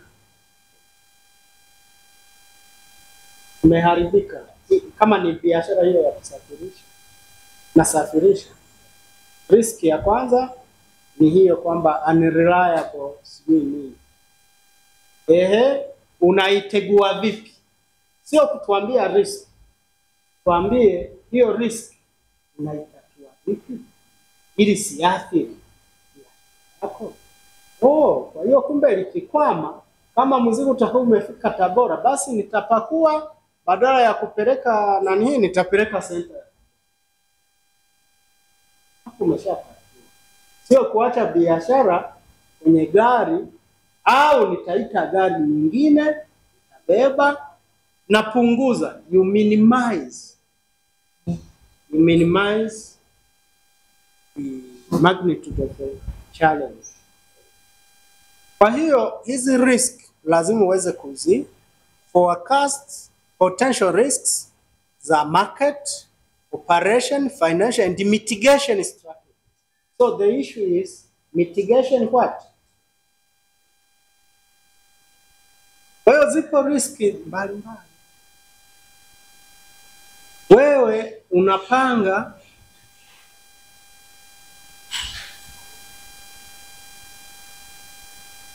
kuuza maziwa shuleni. What if serikali kaanza kutoa maziwa kule? Ya kwako utapeleka wapi?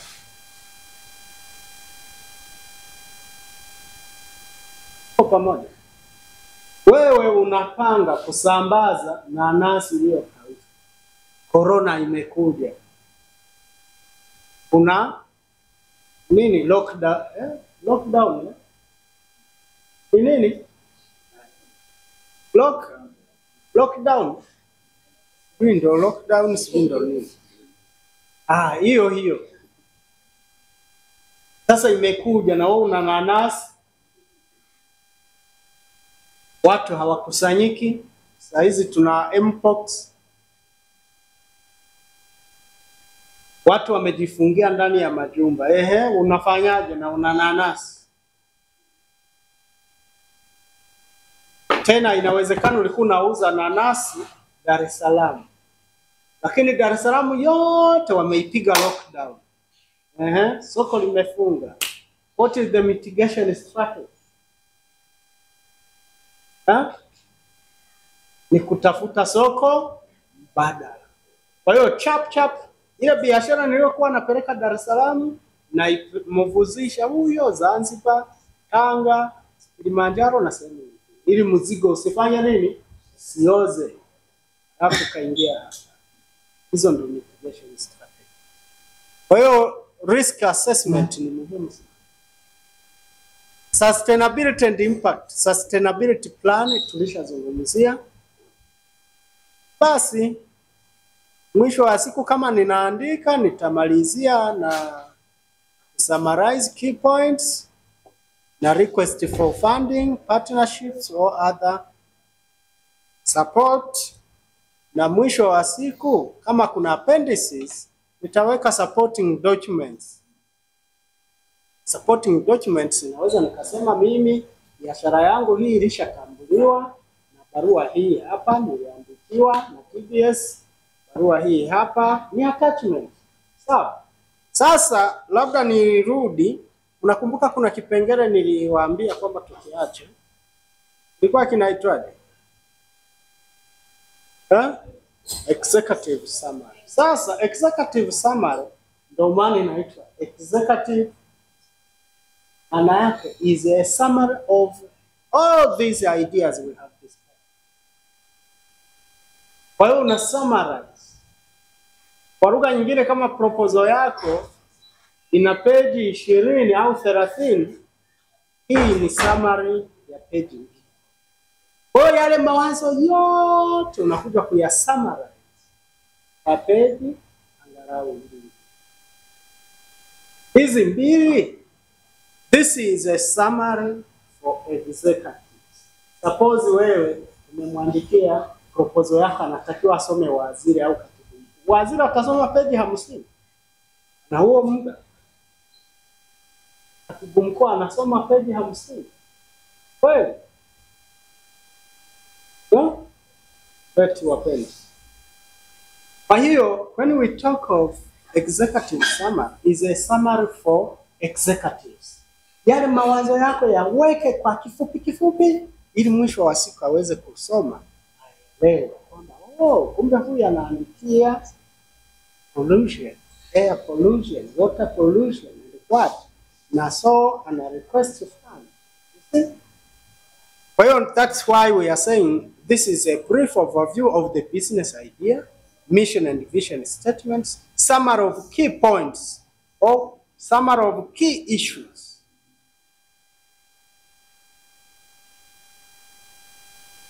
Mungu awabariki. Hii ni maisha yako.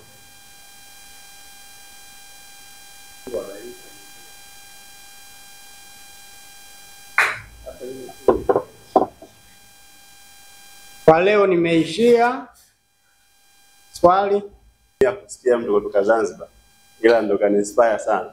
Lakini kuna watu wa Kibaha, kuna watu kutoka Mbeya pale, kuna watu kutoka Arusha. Kwa uchache wengine sika toka nimesahau mkoa. Kuna mkoa ambao sijautaja hapo. Dar es Salaam yuko mshikaji pale anawakilisha Dar. Dodoma anawakilisha jamaa pale Arusha, Mbeya, Zanzibar.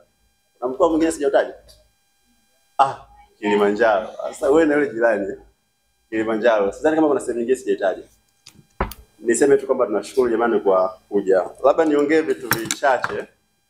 Najua tunapokutana hapa ndio platform zenyewe hizi, ndio. Tumeona idea ya direct pale. Lakini tumesikia kuna kitu kizito sana kwa umesema nani mzee? Jina lako? Nani? Maki. Bado ni mwanafunzi kutoka PD. Kuna kitu kizito sana kwa huyu jamaa hapa. Idea yake yani nafikiri ni zile idea za watoto wakae wasomi, waliosoma sana, wanasayansi wakae chini. Si kama mlikuwa mnasikia idea yake. Yani something ambacho kama kitakuwa kitashikiliwa vizuri na wahusika vizuri. Nafikiri atakuja kuwa Elon Musk wa pili. Mimi namuombea na nafikiri Mungu atasaidia kwenye hilo. Ila kikubwa usikate tamaa. Hicho tu kwa sababu nasema hivyo kwa nini? Tunavunjwa moyo na watu ambao wako nyuma yetu. Unaelewa? Mimi na wazo langu. Najua mkuu hapa na watu wake wawili watatu ambao anaweza kuniunganisha na hata kama hatofanya yeye, lakini akaniunganisha na fulani na fulani wakafanya nikafika sehemu fulani. Sasa instead ya yeye kunifikisha pale kwa jamaa, huyu anaanza kwanza kunivunja mimi moyo. Unaelewa? Kwa hiyo usikate tamaa.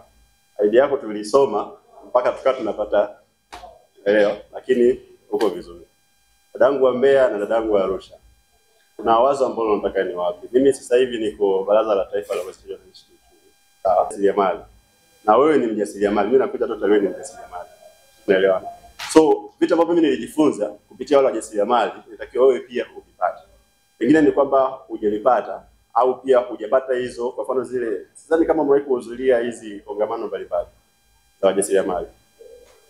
Bado, yeah, sawa.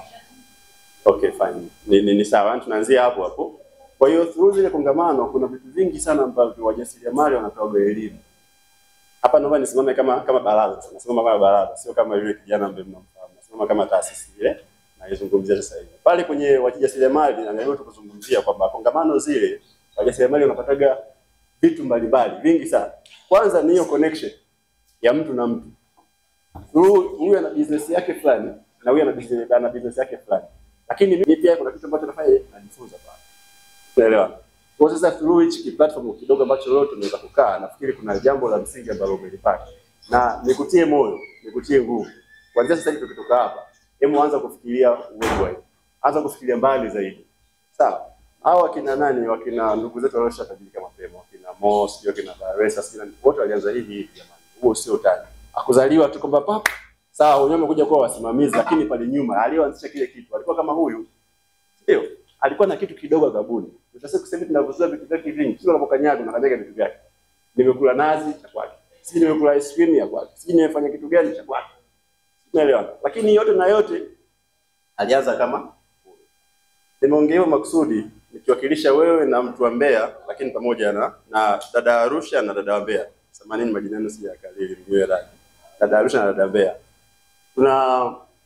Kuna nini wanasema huwa kuna faida fulani ambayo baraza kama waratibu wa mifuko ya uwezeshaji sawa huwa wanasaidia kukutanisha na mtu ambaye anaweza kufanya wazo lako au taasisi ambayo itaweza kufanya na wazo lako au project ambayo uko nayo wewe mjasiriamali mdogo ukafika mbali unataka kufika. Kuna mifuko ya uwezeshaji, sisi kama tunafahamu hicho kitu. Hiyo mifuko ya uwezeshaji hawawezeshi malaika wala Mungu. Hapana. Ni sisi vijana ambao tuna mawazo madogo tunakutanisha na watu ambao watatufanya mawazo yetu madogo tuweze kuinua zaidi. Nilikuwa nasikia dola 5,000, sijui dola 7,000, 12,000 nani? Huyu. Wewe 12,000, 7,000, 5,000. Hizi hela zipo serikalini huko. Sawa. Lakini sasa zinakuaje? Kwa sababu tulikuwa hatujui. Ila sasa hivi Alex kasimama hapa, ameongea kitu kidogo kitakufanya wewe ubadilishe ule mtazamo wako. Sawa? Namba zangu za simu zipo kwenye ile group ambayo mjadiwa pale. Kwa hiyo kama utahisi kama unahitaji msaada either wa kukutanishwa au kufikishwa sehemu fulani kwa sababu ya labda kupata zile counseling, lakini pia namna gani ya kupata hizi funds ili tuweze kufika kwenye mawazo ambayo tuko nayo. Tutashirikiana pale. Sawa? Ziko pale namba zangu. Mtana imeandikwa Alex nadhani. Sawa. Kwa hiyo mtanitafuta kwa hao ambao watakuwa tayari, then mimi nitafanya kuwaunganisha na watu ambao najua pale ofisini nani ambaye mnaweza mkazungumza naye ukupa wazo fulani au kufanya ukafika sehemu fulani. Sawa. Kwa kuna project ilikuwa inaitwa Imasa project. Tulipita almost mikoa yote Tanzania. Mbeya tulikuja, sijui kama ulikuja dada Mbeya. Kwa kusoma. Arusha tulikuja, dada Arusha ulikuwa kusoma. Dar es Salaam tulianza. Tulikuwa pale kwa nini sijui JNCC nini ule ukumbi mkubwa wale wadana nafikiri mtakuwa mnafahamu. Ile project ilikuwa inahusisha wajasiriamali. Lakini kwa namna gani? Yaani ni kutufungua macho sasa wajasiriamali wadogo. Sawa. Kuona kumbe hizi fursa za uwezeshaji kumbe zinapatikana. Zinapatikana vipi? Unajua kuna watu wanakula hizi hela huko chini. Si kama mnaelewa. Walishapata ile elimu kidogo.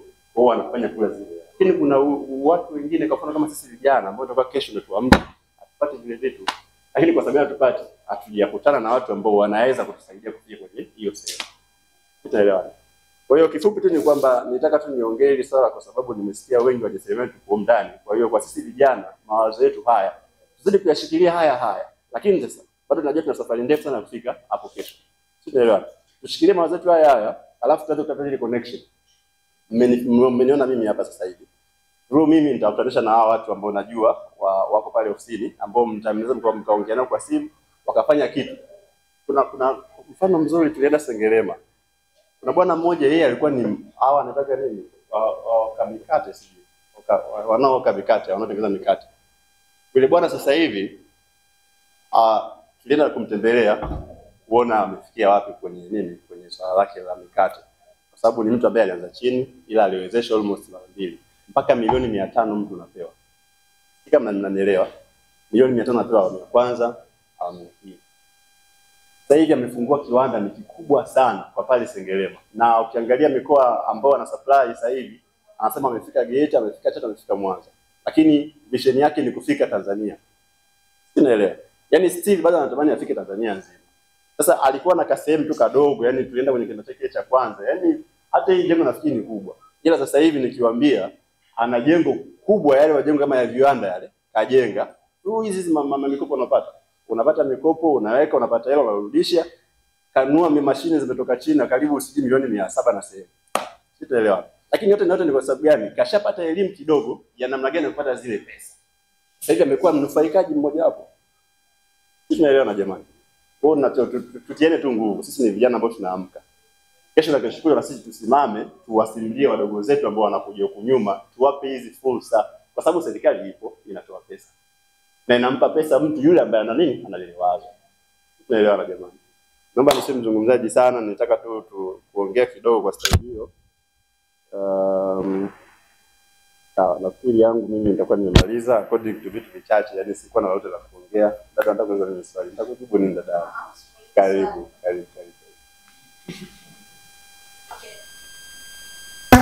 It's apart from ni mbali na hiyo ataikata. Alikata?